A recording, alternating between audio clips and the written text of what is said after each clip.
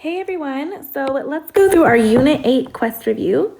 The following data were obtained from a company that manufactures special plastic containers that are to hold a specific volume of hazardous material. On each of the 3 8-hour shifts, workers are able to make 500 of the containers. Some containers do not meet specifications as required by the company's customer because they're too small, others because they're too large. If conformance to specifications is independent of shift, the expected number of containers that meet specifications on the 4 p.m. shift is. So we see the observed, and I don't know why, but mine shifted a little bit. These are too small. These are within. This is too large. And we're looking for the 4 p.m. shift that's within specifications. I want the expected cell count. Right there I have the observed. So I'm going to get the row total, which is 24 plus 443 plus 33. 500 times the column total, 452 plus 443 plus 438. 1,333 over the total. So let me get the total of these other columns. This is 72, and this is 5095 plus 1,333 plus 72 is 1,500. Oh yeah, duh, because 500 a shift and we got 3 shifts. That makes perfect sense. So we got the row total, 500 times the column total, 1,333 over the total.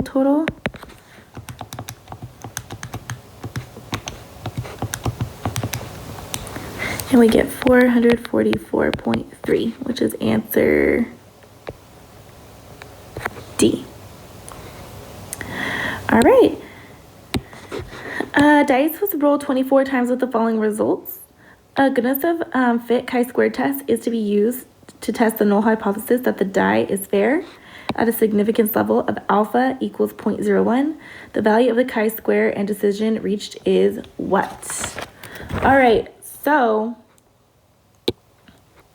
we've got a total of 2 plus 8 plus 2 plus 1 plus 3 plus 8 is a total of 24 rolls. And it's a fair die, so we expect each one to have an equal opportunity of 1/6. So this is my observed, and my expected would be 4 for each one. All right, so remember, observed values go in list 1, expected in list 2, and we can run a chi-squared goodness of fit test. And your chi-squared value would be 12.5. The probability of chi-squared being greater than 12.5 is equal to 0.028. That is greater than our alpha value of 0.01, so we would fail to reject the null. So we would be looking at option A right here. All right. Which of the following is a condition that must be satisfied to use a chi-squared goodness of fit test? All right, the expected count for each category is greater than 5. It's actually needing to be greater than or equal to 5. The sample size is greater than 30. This is normal. This is for normal distribution, not necessarily chi-squared. The expected cell count is the same for each category. That's a no. The number of categories is small relative to nope. The population distribution is approximately normal. Nope. So we're looking at this. Even though technically I feel like this should be greater than or equal to, the other ones are not true. All right. Find the degrees of freedom. A set of data has 1 population and 10 categories. So this would be an indicator of a chi-squared goodness of fit test. And remember, for goodness of fit tests, your degrees of freedom are equal to k minus 1, which is the number of categories minus 1. So your degrees of freedom would be equal to 9. A set of data has 4 populations and 10 categories. This 4 populations indicates that this would be either a chi-squared goodness of fit, a chi-squared test of independence or homogeneity, which in that case your degrees of freedom are equal to the rows minus 1 times the number of columns minus 1. In this case, your degrees of freedom would be 4 minus 1 times 10 minus 1, which would be 3 times 9, which is 27. All right, find the expected cell count. A pharmacy company tests a new medicine. 23% of people claim 10 or more side effects. 32% of people claim 5 to 9 side effects. 21% of people claim 1 to 4 side effects. The rest claim they had no side effects. In a sample of 500 people, find the expected cell count for category 4. All right, so we're looking at category 4.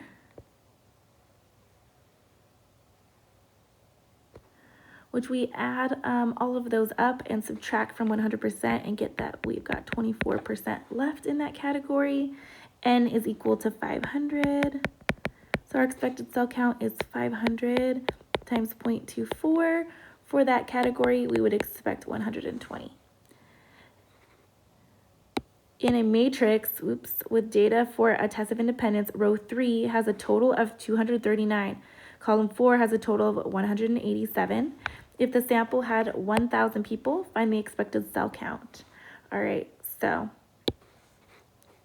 remember, it's a row total times column total over total. This is 44.693. All right. On to our first 9-step test. We looked at adult online dating profiles. Each adult was asked whether they were asked out on a date or not. A random survey of 352 adults were asked to look at the profile pictures of the participants and categorize them as provocative, conservative, or no picture. Is there evidence that the proportion of people who believe the proportion of people asked on a date is related to the person's attire in their profile picture? All right, let's do this. So, this word right here, is related, would indicate a chi-squared test of independence, okay? Associated, related, independent, all of that. This is a chi-squared test of independence. All right, so let's look at our populations. For this one, I would say my populations are the photo type.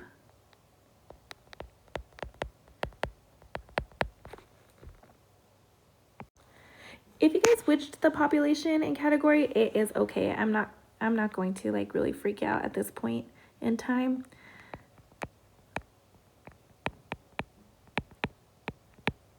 Okay, and the category, date or no date. All right, my null hypothesis is thinking getting a date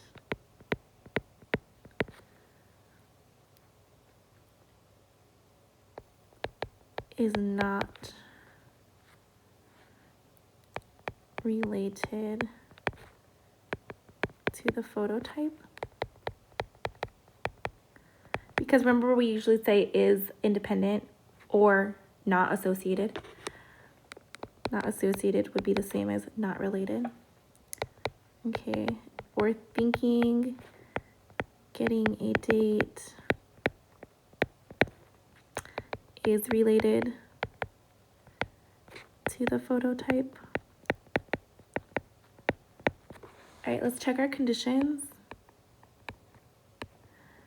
Random, we are told it's random, so that's stated. And then B, my expected cell count needs to be greater than or equal to 5. All right, so let's go up here and do this. We're gonna tally up all the rows and columns. 80 plus 47 is 127. 104 plus 12 is 116. 92 plus 17 is 109. For a total, we already know, of 352 adults. Okay, 80 plus 104 plus 92, 276. 47 plus 12 plus 17 is 76. And remember, for each expected cell count, it's the row total. So for this one, for instance, it'd be row total times column total over total total. So I'm going to go ahead and I'm going to write in those expected cell counts. You might want to pause at this point in time to see if you got them right. I'm just going to write them directly next to it. So I've got 99.6, 27.4, 91, 25, 85.5, and 23.5. Okay. All right, alpha, we can set at 0.05. It can vary. That made no sense for me to make that box that big, but that's okay. Chi-squared test of independence or association, whichever one you want to write. And here's my formula. Chi-squared is equal to the sum of observed minus expected squared over expected. We pop all this in our calculator in the matrix, and we get out that chi-squared value is 28.810. The probability of chi-squared being greater than 28.810 is 5.54 times 10 to the negative 7th, which, is about 0. So we're rejecting that null there. So the data suggest with a p-value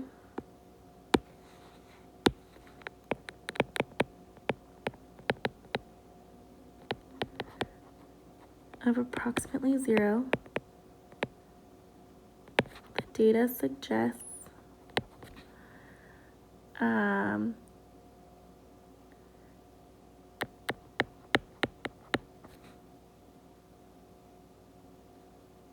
people's opinion on getting a date or not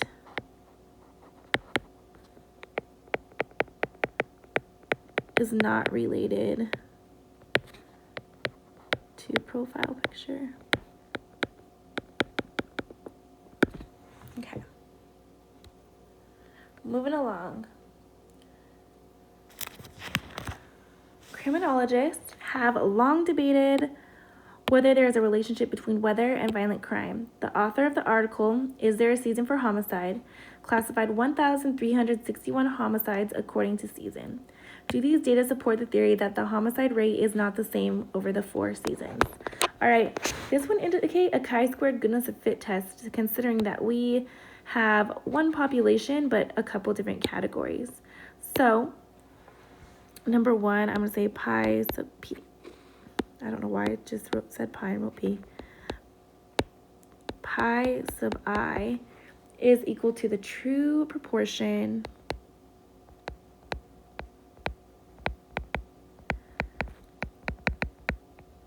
of violent crime in season I equaling 1 through 4. And I've got season 1, 2, 3, and 4. All right. The null is that it's not, we're saying that we want to know if it's the same or not. So if it was the same, pi sub 1 would be equal to pi sub 2, would be equal to pi sub 3, would be equal to pi sub 4. They'd all be equal to 0.25. And the alternate is that the null is false. One of the proportions is not true, at least. Check our conditions. We're going to assume it's random. There's nothing wild here making me think it's like a voluntary situation. And I want to know if expected cell count is greater than or equal to 5. So I'm going to sum all this up, 328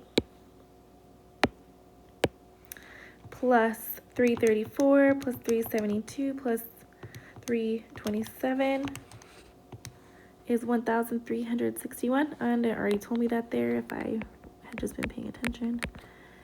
And I'm going to multiply that times 0.25. It's going to be the same for each category in this case, 340.25.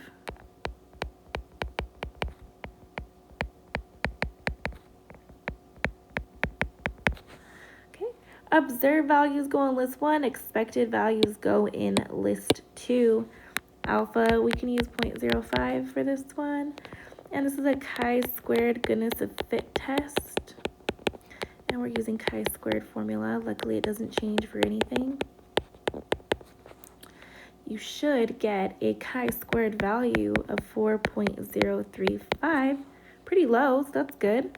Probability of chi-squared being greater than, remember it's always greater, is equal to 0.258. This is greater than alpha, so we're going to fail to reject that null. So the data with a p-value of 25.8%, the data suggests violent crime does not change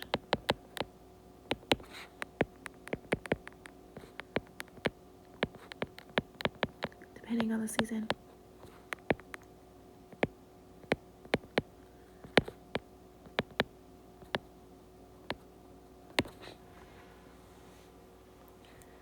Cool. Number 8, a job satisfaction of professionals was examined in the article Psychology of the Scientist, Work-Related Attitudes of U.S. Scientists. The below was collected. Can we conclude the level of job satisfaction is the same for each teaching level? We have multiple categories and multiple populations, and this word the same indicates that we are doing a chi-squared test of homogeneity. So, I mean, you can even just do that right now. Step 6. If you want, just to make sure that you remember. Ooh. All right, number 1. Population, for me, I guess for this one, my population, I would say teaching level.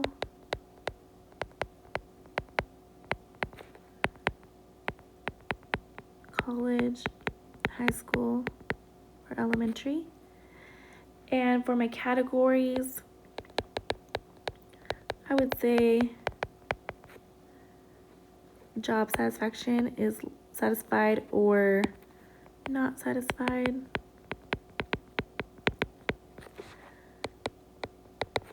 The null is going to be job satisfaction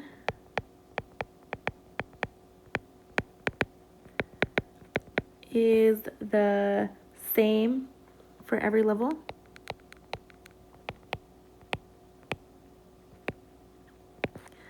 And the alternate is that job satisfaction is not the same for every level. Check our conditions. Is it random?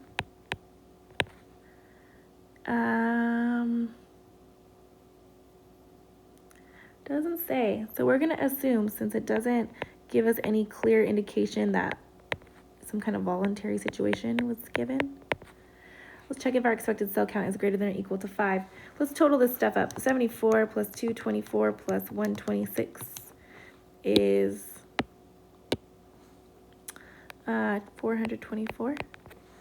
43 plus 171 plus 140 is 354. For a total of 778. Okay, 74 plus 43 is 117. 224 plus 171, 395. And 126 plus 140 is 266. And let's just make sure I did this right. And 778. Okay, good. So remember, expected cell count, row total times column total over total. You can pause this video now, and I'm going to write them in. All right, so there are those expected values. Remember, observed values go in matrix A, expected values go in matrix B, and then we run that chi-squared test. We can use alpha equals 0.05 here. And you'll get out a chi-squared value of 9.84. The probability of chi-squared being greater than 9.84 is equal to 0.007. that's less than alpha, so we're going to be rejecting that null. So this indicates with a p-value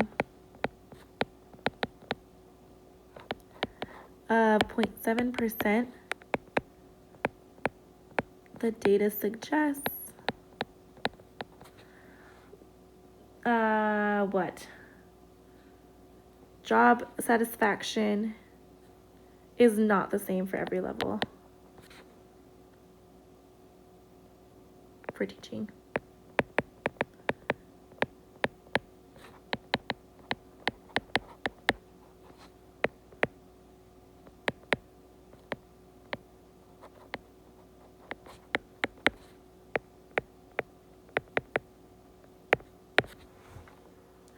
Okay. Alrighty, you guys. So we have a quest tomorrow. It should look similar, very, very similar to this. Okay, very similar. Have any questions? Let me know. Bye.